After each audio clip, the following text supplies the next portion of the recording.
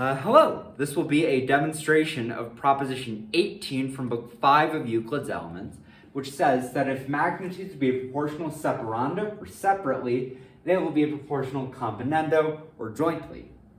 What that's going to look like is we're going to be given magnitudes such that AE is to EB, just as CF is to FD, and to take these ratios componendo or jointly is going to mean taking the antecedent plus the consequent in relation to the consequent. So that means what we're going to prove is that AB, which is AE plus EB, is to BE, just as CD, which is CF plus FD, is to DF. Or if it is not the case that AB is to BE, just as CD is to DF, then this proportion is going to be satisfied by some term which is not DF.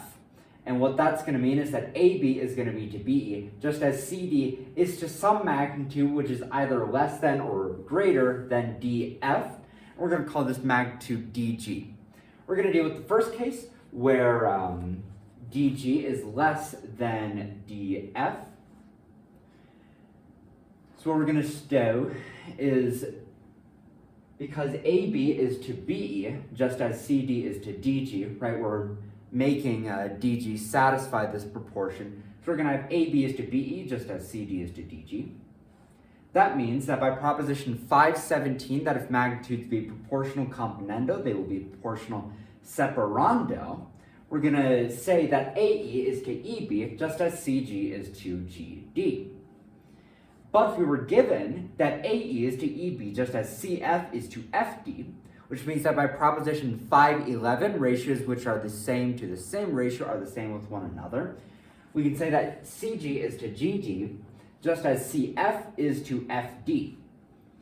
Now, we know that CG is less than CF by common notion 5, which means that CG is greater than CF by virtue of common notion 5, which means that by proposition 514, that if you have four magnitudes and the first be greater than the third, the second shall be greater than the fourth, we can say that GD will be greater than FD.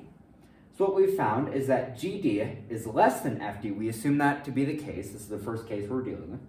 But now we've stumbled upon the fact that GD must also be greater than FD. And so GD must simultaneously be less than and greater than FD. This is obviously absurd. And so we know that this proportion AB to BE, just as CD is to some magnitude, is not going to be satisfied by a magnitude which is less than DF. Now Euclid says you can go through similar reasoning to say that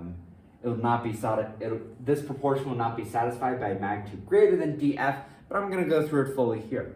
So dealing now with DG being greater than DF, we're again going to say that because AB is to BE, just as CD is to DG, right, we're assuming that that's the case, we can use proposition 517 to separate these ratios and say that AE is to EB, just as CG is to GD.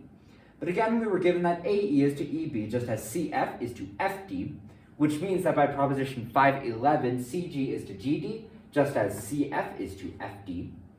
Now by common notion 5, we know that CG is less than CF, which means by proposition 514, that if you have four magnitudes and the first be less than the third, the second will be less than the fourth, we can say that GD is less than FD, which means that GD must be greater than FD. We assume that to be the case, but we've stumbled upon the fact that GD must now be less than FD, and so GD must simultaneously be greater than and less than FD. This is impossible.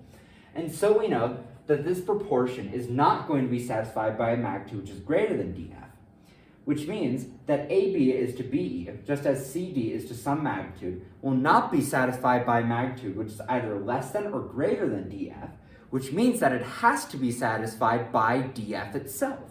And so we can say that AB is to BE, just as CD is to DF. This being what we set out to prove, we are done with the proposition, therefore, etc., QED. Got nothing to add to this proposition, so end the video here and move on to 519.